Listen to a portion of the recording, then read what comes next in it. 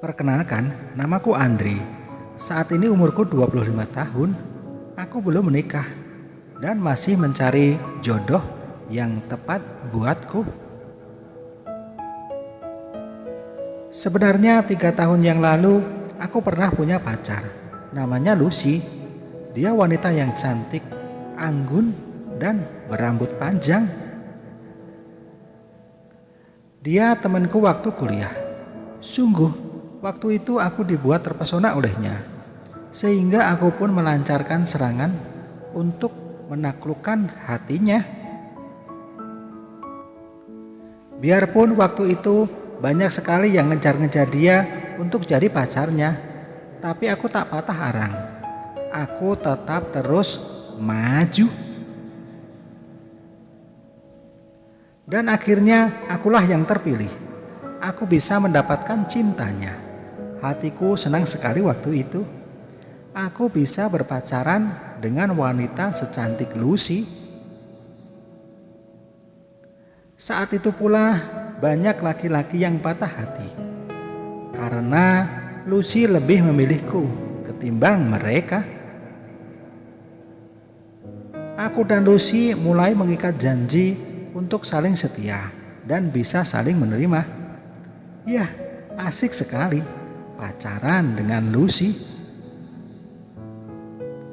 Hingga pada suatu hari pas aku berkunjung ke kosan Lucy, kita pun terbawa suasana.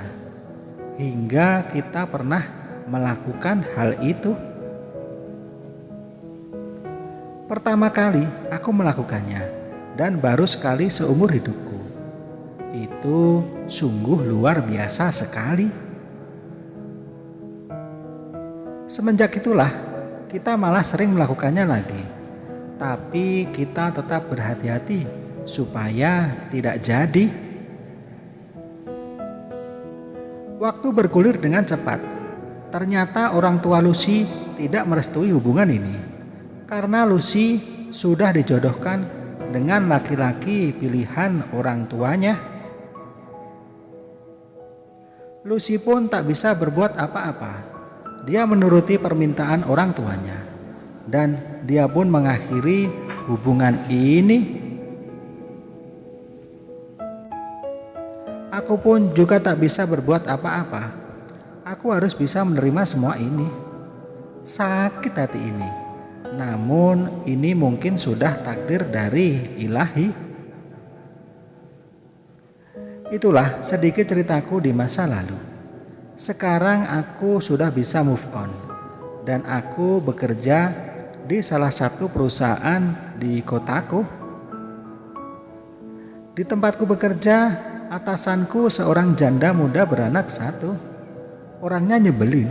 Kalau diajak ngomong, meski nggak mau melihat. Mau menjawab, tapi terkesan cuek. Sebenarnya aku benci, teramat benci, amit-amit dekat sama wanita itu. Tapi karena dia pemilik perusahaan ini, aku bisa berbuat apa? Sekalipun benciku seperti gunung, aku tetap harus berkomunikasi dengannya. Untung janda itu cantik, jadi masih ada nilai plus yang bisa aku lihat. Nama janda itu Anis. Orangnya memang gak cerewet sih, kalau ngomong seperlunya. Namun sikapnya dan gaya ngomongnya itu ketus. Seolah-olah ingin menegaskan bahwa antara pimpinan dan karyawan ada pembatasan yang gak boleh dilanggar. Apa memang itu disengaja biar ada bedanya antara bos dan bawahan, biar kelihatan lebih berwibawa? Kukira enggak juga. Untuk melihat mana bos dan mana bawahan, enggak harus bersikap dingin. Seorang pemimpin itu enggak bisa selalu menjadi dirinya sendiri dengan mempertahankan egonya. Dia harus bisa memaksa diri untuk terbuka. Bagaimana bisa menerima aspirasi orang jika yang dia pakai hanya karakter pribadinya? Entah sudah berapa kali wanita itu bikin aku kesal sendiri. Cara kerjanya benar-benar gak profesional, gak relevan. Dia selalu memberi tugas yang gak sesuai dengan posisi jabatanku. Kadang aku sampai mikir, itu orang tahu struktur jabatan dan tugas-tugasnya enggak sih? Suatu contoh, kejadian yang buat aku jadi bingung. Suatu pagi Bu Anis telepon aku. Tolong persiapkan data inisiasi promosi produk kita. Nanti kita ada meeting. Sepertinya perusahaan kita perlu menggunakan sistem marketing baru.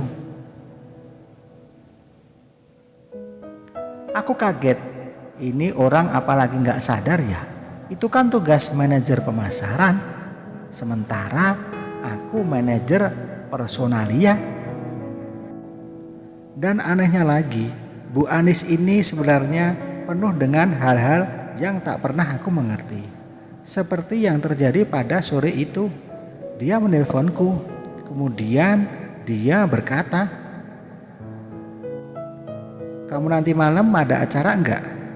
"Enggak Bu, ada apa ya?" tanyaku. "Aku ingin ketemu, ada yang ingin aku bicarakan," katanya. Sejenak aku terdiam dan berpikir, kira-kira dia mau ngomong apa ya? Apa mungkin aku telah berbuat salah? "Iya boleh Bu, di mana?" tanyaku. "Di mana aja, di rumahmu juga nggak apa-apa," kata wanita itu. Dan aku pun menyanggupinya. Malam pun tiba, jam menunjukkan pukul 8 malam. Tak lama kemudian ada yang menekan bel rumahku. Dan aku buka pintunya. Ternyata yang datang Bu Anis. Malam itu aku seperti melihat bidadari yang baru saja turun dari kayangan. Dia begitu cantik sekali. Aku pun mempersilahkan Bu Anis masuk. Dan dia duduk di kursi ruang tamu. Dengan mengenakan dress warna hitam, senada dengan jilbab yang ia kenakan, sungguh sangat kontras dengan kulitnya yang putih bersih itu. "Loh, Mas Andre kok bengong? Ada yang salah dengan baju yang kukenakan, Mas?" Wanita itu membangunkan dari lamunanku. "Enggak kok Bu, cuman terkesima saja melihat Ibu semakin cantik malam ini." Bicaraku mulai tak terkontrol. Setelah itu aku menawari dia minum. Tapi dia tidak mau dan malah mengajakku untuk keluar. Kemudian kami pun keluar dan menuju ke sebuah restoran. Di sana aku masih bingung apa yang akan dibicarakan oleh Bu Anis. Aku masih terdiam. Kemudian Bu Anis mulai membuka kebisuan ini. "Jadi gini Mas, beberapa lama ini aku telah memperhatikan kerjamu. Di situ meskipun itu bukan pekerjaanmu, tapi jika aku suruh pasti kamu kerjakan," kata Bu Anis. "Di situ aku ingin mengetesmu, seberapa loyal kamu pada perusahaan.